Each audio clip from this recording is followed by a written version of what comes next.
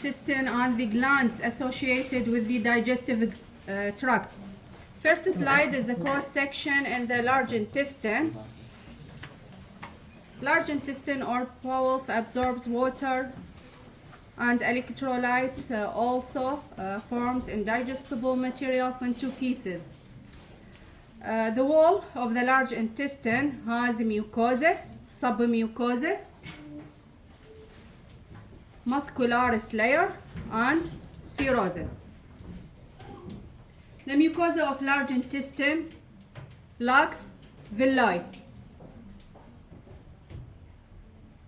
The lining epithelium of the mucosa is simple columnar epithelium, consists of absorptive cells, also called colonocytes, and numerous goblet cells.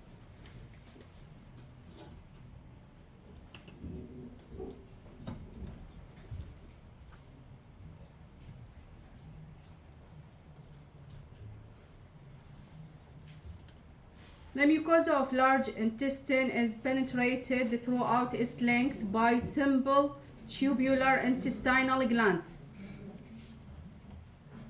The lining epithelium of the intestinal gland is similar to the lining epithelium or surface epithelium, simple columnar epithelium of absorptive cells with abundance or numerous goblet cells.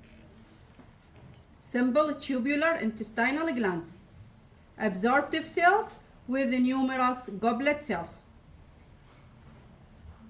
This is lamina propria of connective tissue, muscularis mucosa.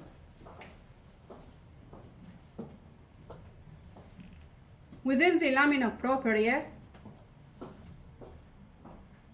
we can see aggregation of lymphoid cells and lymphoid nodules which extend into the submucosa.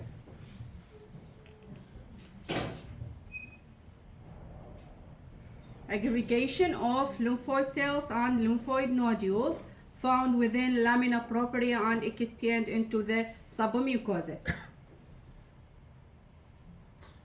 Submucosa of dense connective tissue, muscularis layer of inner circular and outer longitudinal, and this is the serosa. In the large intestine or colon, the fibers of outer layer are arranged in 3 separate longitudinal folds called tinea coli.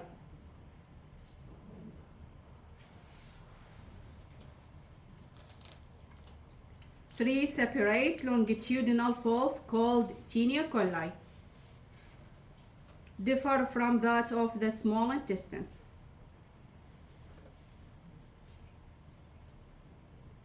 Mucosa, submucosa, muscularis of inner circular and outer longitudinal, and serosa. Second slide is a cross section in the appendix. This is the lumen of the appendix with debris. Mucosa, submucosa. This is a mucosa with intestinal glands, submucosa, muscularis, and serosa. Intestinal glands with absorptive cells and numerous goblet cells. Within lamina propria and submucosa, we can see aggregation of lymphoid cells and lymphoid nodules.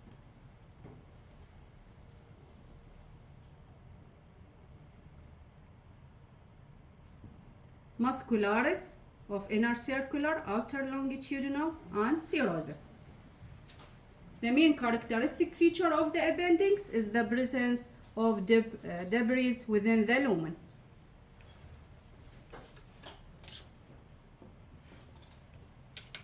The distal end of the GIT is the anal canal.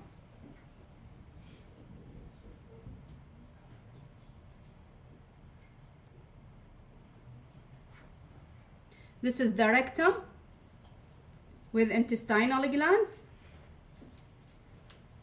At the anorectal junction, we can see the simple columnar epithelium is replaced by stratified squamous epithelium. At this junction, the epithelium is changed from simple columnar to stratified squamous epithelium. anorectal junction، يعني بالامتحان إذا أشرنا لكم على هذه الريجن هيكون جوابكم هو anorectal junction. The epithelium is changed from simple columnar to stratified squamous epithelium. At this region, we can see the inner circular layer form the internal anal sphincter. This is internal anal sphincter.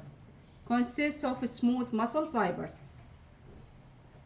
At the region of anal orifice, we can see the skin with hair follicles and sebaceous gland. At this region, we can see striated muscle called external anal sphincter. Striated muscle.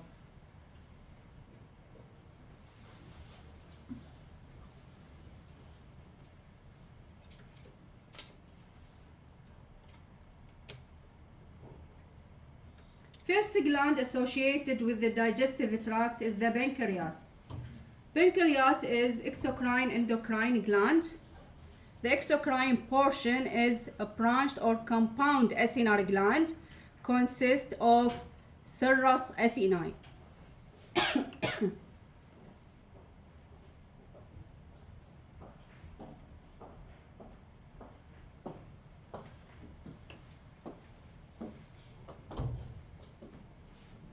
This is the exocrine portion of the pancreas.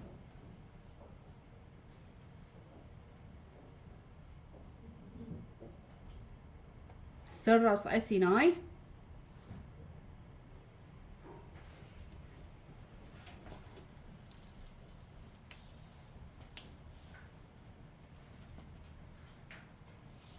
Each acinus consists of serous cells arranged around a small lumen. Each serous cell has round basally located nucleus with apical zymogenic granules. Serous acinus with serous cells. Each cell has round basally located nucleus and apical zymogenic granules. Each acinus drain into the intercalated duct. Intercalated duct is the smallest duct.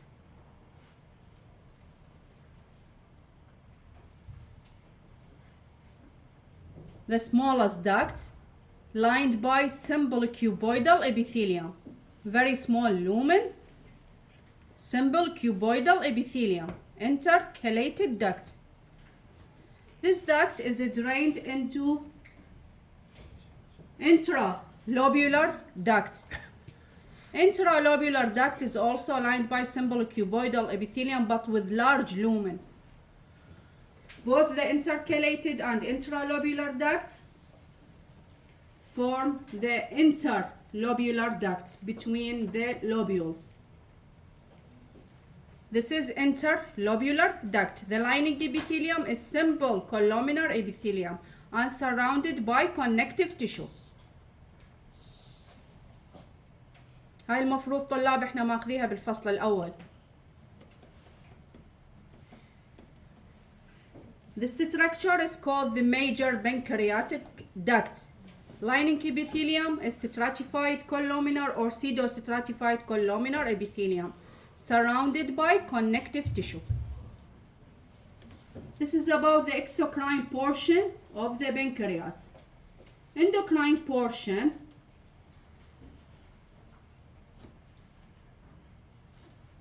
called pancreatic islet or islet of Langerhans. This is the endocrine portion of the pancreas. Appear as a lightly staining region. This is exocrine and this is endocrine region. Second gland is the liver. The liver is the largest internal gland. It has a thin capsule called the Gleison's capsule, from which septic extend to the parenchyma and divide the liver into hepatic lobules.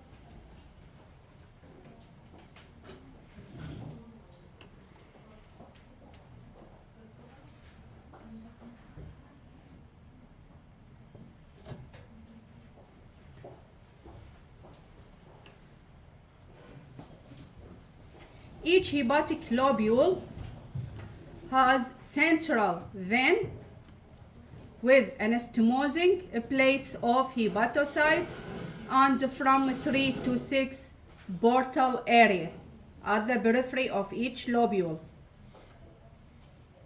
In the center, we can see central vein.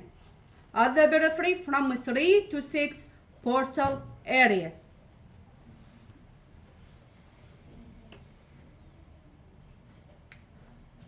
The hepatocytes are arranged in anastomosing plates. Each cell or each hepatocyte has 1 or 2 nuclei with acidophilic cytoplasm rich in mitochondria. Hepatocyte, it has a cuboidal or polyhedral shape with 1 or 2 nuclei. Acidophilic cytoplasm rich in mitochondria. Hepatocytes are arranged in irregular plates. Between the plates of hepatocytes, we can see the hepatic sinusoids. هذه الفراغات اللي تلاحظوها هي liver sinusoids.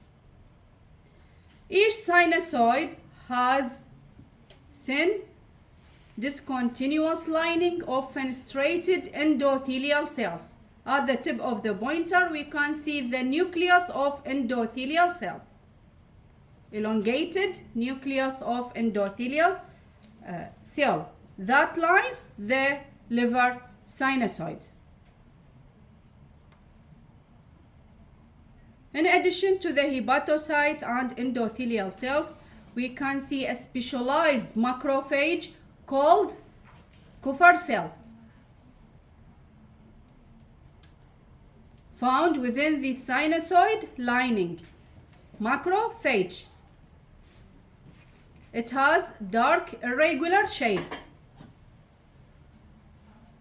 Hepatocytes, endothelial cell, Kupffer cell or macrophage.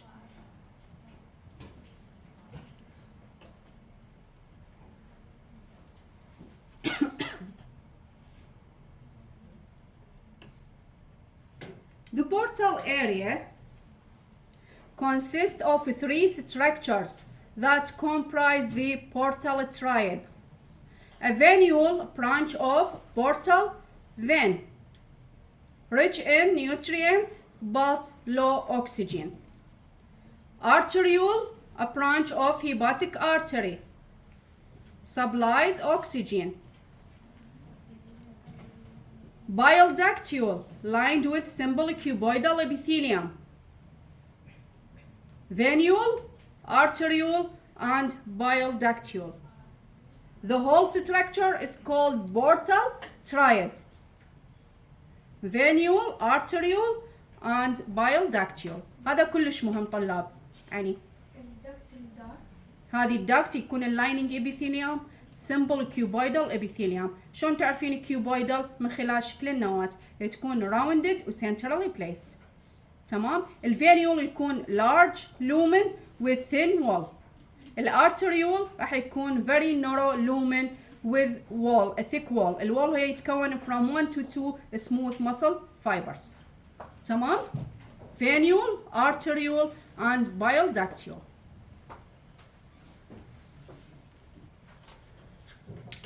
Last slide section in the gallbladder. Gallbladder is a whole pear-shaped structure attached to the lower surface of the liver. The wall of the gallbladder has mucosa.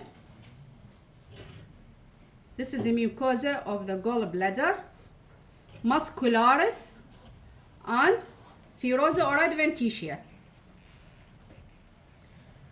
The empty gallbladder has longitudinal mucosal folds. The lining epithelium is simple columnar epithelium. This is lamina propria of connective tissue. The wall of gallbladder lacks submucosa. This is muscularis of smooth muscle fibers oriented in several directions. And this is thick adventitia. Mucosa, muscularis, adventitia. All slices of this lab are stained by hematoxylin and eosin. عندكم سؤال طلاب؟ سلايد ما واضح؟ layer ما واضحة يحتاج أعيد لكم إياها. سيلز سلايدات موجودة والمجاهر موجودة. لا حد يطلع من المختبر. المختبر ينتهي 12 إلا 5. فالمجاهر طلعوها في حصول سلايدات.